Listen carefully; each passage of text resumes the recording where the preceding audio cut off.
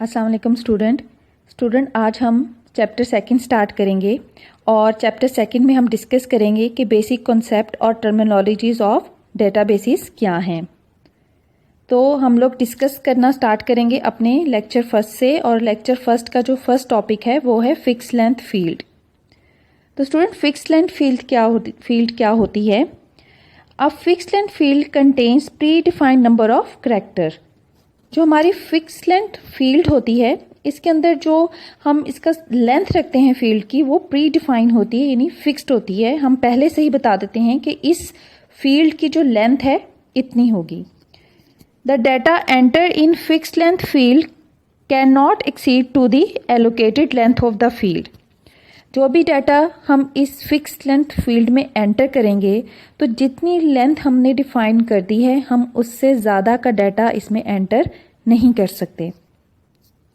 For example, अगर हमने एक फील्ड है और उसकी लेंथ जो है वो हमने 20 डिफाइन कर दी है, तो अगर मैं इस फील्ड के अंदर कोई ऐसा करैक्टर एंटर करूँगी, कोई ऐसी लेंथ करैक्टर्स ऐसे एंटर करूँगी जिनकी लेंथ जो है वो 21 हो, तो वो हमें इस फील्ड में फिक्स लेंथ की फील्ड में एंटर नहीं कर सकती, क्योंकि मैंने इसकी जो लेंथ है वो 20 डिफाइन की थी। If the data enter in fix length field is smaller than the field length, अगर जो डाटा हम एंटर करें फिक्स लेंथ की फील्ड में और वो स्मॉलर हो तो इससे क्या होगा, जो रिमेनिंग स्पेस है वो एम्प्टी हो जाएगी। मसलन हमने एक फिक्स लेंथ फील्ड डिफाइन की है 20, और मैं जो इसमें करैक्टर एंटर करूँगी वो 8 करैक्टर एंटर कर दूँगी। ठीक है, जैसे मैं इसके अंदर जी पाकिस्तान एंटर कर देती हूँ। चलें, फॉर एग्जांपल मैंने इसके अंदर पाकिस्तान एंटर किए, तो पाकिस्तान के 8 करैक्टर्स हैं, लेकिन फिक्स लेंथ फील्ड में मैंने जो लेंथ की फील्ड है वो डिफाइन की है 20, तो बाकी जो 12 स्पेसिस होंगी वो एम्प्टी रह जाएंगी, जिससे क्या होता है फिक्स लेंथ फील्ड का एक डिसएडवांटेज हमारे सामने आता है कि it result in wastage of storage space. तो फिक्स लेंथ फील्ड में स्टूडेंट हमें वेस्टेज ऑफ स्टोरेज स्पेस का सामना करना पड़ता है, क्योंकि हम अगर फिक्स लेंथ से कम के करैक्टर्स एंटर करेंगे तो जो बाकी फील्ड है वो जो है वो हमारे पास एम्प्टी रह जाएगी। नेक्स्ट देखते हैं variable length field. Variable length field does not contain pre defined number of characters. जो वेरिएबल फील्ड होती है उसमें pre defined number of fields नहीं होती हैं, हम करैक्टर प्री डिफाइन नहीं करते। तो वेरिएबल नंबर ऑफ फील्ड में हम यूज़र जो है जो भी डाटा एंटर करेगा उसके मुताबिक ही उसकी लेंथ डिफाइन होगी। फॉर एग्जांपल, अगर यूज़र एंटर करता है अली, ठीक है, तो 3 करैक्टर्स हैं तो 3 की फील्ड जो है हमें एलोकेट हो जाएगी। अगर हम लोग कोई सादिया नेम एंटर करते हैं तो हमें 5 की स्पेस एलोकेट हो जाएगी। तो फिक्स लेंथ जो वेरिएबल लेंथ फील्ड है उसके अंदर predefined number of characters नहीं होते।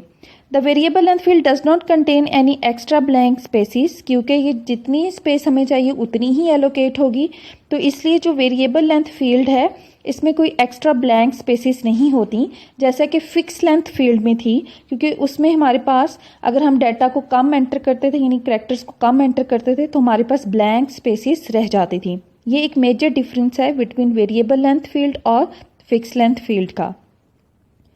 द फील्ड विल ऑक्यूपाई, यहाँ पे मैंने आपको एग्जांपल दिए। Suppose user enter Ali in the field, तो क्योंकि अली 3 करैक्टर्स हैं तो फील्ड जो है वो 3 करैक्टर्स ऑक्यूपाई कर लेगी, और अगर मैं कोई और नेम एंटर करती हूँ जैसे सादिया, तो फील्ड जो है वो 5 करैक्टर जो है एलोकेट कर लेगी। तो वेरिएबल में प्री डिफाइन नहीं होंगे, जितनी करैक्टर्स की स्पेस होगी उतनी ही उसको एलोकेट किए जाएँ। चलते हैं, नेक्स्ट है हमारे पास फाइल मैनेजमेंट सिस्टम। तो फाइल मैनेजमेंट सिस्टम क्या होता है? File management system uses file to store and retrieve data. File management system में डाटा को स्टोर करने के लिए और रिट्रीव यानी कि दोबारा से डाटा अगर हमें चाहिए उसको हासिल करने के लिए हम फाइल्स को यूज़ करते हैं। The files contains record consist of related field. अब फाइल्स में क्या होता है कि रिकॉर्ड्स होते हैं। रिकॉर्ड्स किस पे मुश्तमिल होते हैं? रिलेटेड फील्ड में। ये हमने अपने प्रीवियस लेक्चर में डिस्कस किया था कि जो कलेक्शन ऑफ फील्ड्स हैं उनको हम रिकॉर्ड्स कहते हैं, और जब रिकॉर्ड्स की कलेक्शन को हम फाइल कहते हैं।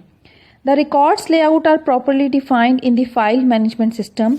जो भी रिकॉर्ड्स का स्ट्रक्चर होगा हमें वो पूरे अच्छे तरीके से हम लोग फाइल मैनेजमेंट सिस्टम में डिफाइन करेंगे। A field in the record can be fix length field and variable length field. जो एक फील्ड होती है रिकॉर्ड्स में वो फिक्स लेंथ भी हो सकती है, वेरिएबल लेंथ भी हो सकती है, लेकिन फिक्स लेंथ की सूरत में हमने देखा था हमें वेस्टेज ऑफ स्टोरेज का सामना करना पड़ता है। Each field in the record corresponds to a starting memory address.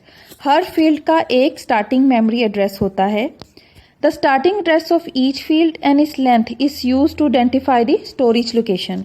जो किसी फील्ड का स्टार्टिंग एड्रेस होगा और जो किसी फील्ड का लेंथ होगी, ठीक है, लेंथ और किसी फील्ड का स्टार्टिंग एड्रेस, तो ये हमें बता देंगे कि हमारी स्टोरेज लोकेशन क्या है।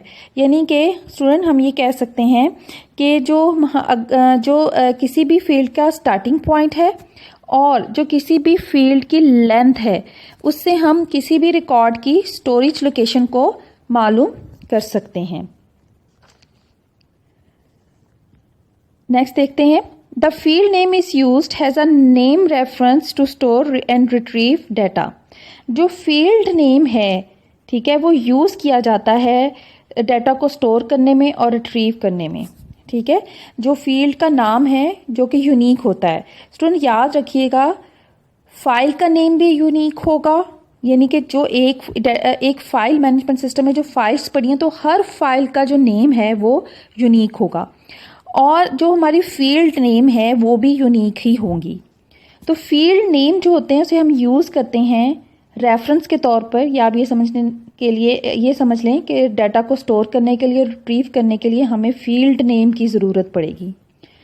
It's refers to the corresponding memory address. जब हम फील्ड का नेम कहते हैं तो इसका क्या मतलब होता है, हमें से पता चल जाता है कि कौन से एड्रेस पे की बात हो रही है, कौन से एड्रेस पर किस फील्ड की बात हो रही है। ये फील्ड नेम से हमें हम मालूम कर सकते हैं। जैसे कि अगर आप ये पिक्चर देखें स्टूडेंट, तो इसके अंदर क्या है, इसके अंदर ये एम्प्लॉय आईडी की फील्ड है, ये नेम की फील्ड है, ये हायर डेट की फील्ड है, ये ज्वाइन डेट की फील्ड है, ये क्वालिफिकेशन की फील्ड है।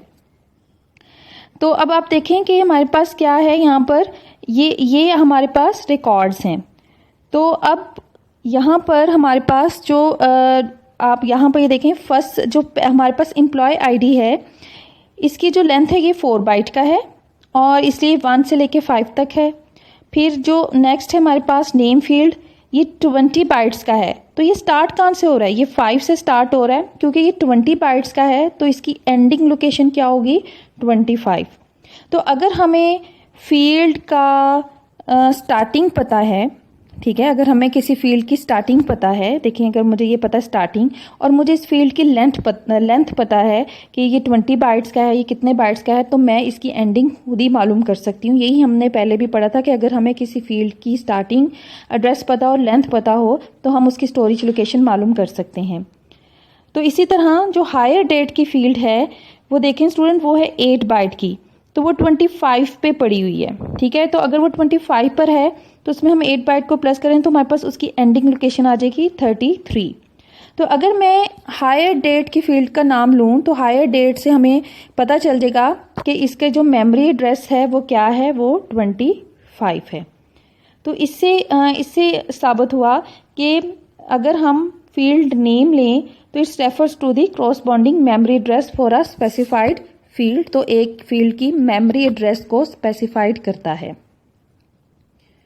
तो स्टूडेंट ये तो हमारा लेक्चर, आज का लेक्चर हमारा बहुत शॉर्ट था, तो लेकिन आपको ये पता होना चाहिए कि फाइल मैनेजमेंट सिस्टम में फिक्स लेंथ फील्ड और वेरिएबल लेंथ फील्ड क्या होती है और हम किस तरह स्टार्टिंग और एंडिंग एड्रेस से हम एक स्टोरेज पोजीशन को मालूम कर सकते हैं फाइल मैनेजमेंट सिस्टम में। तो thank you for watching my lecture. For more videos, please subscribe my channel. Thank you so much.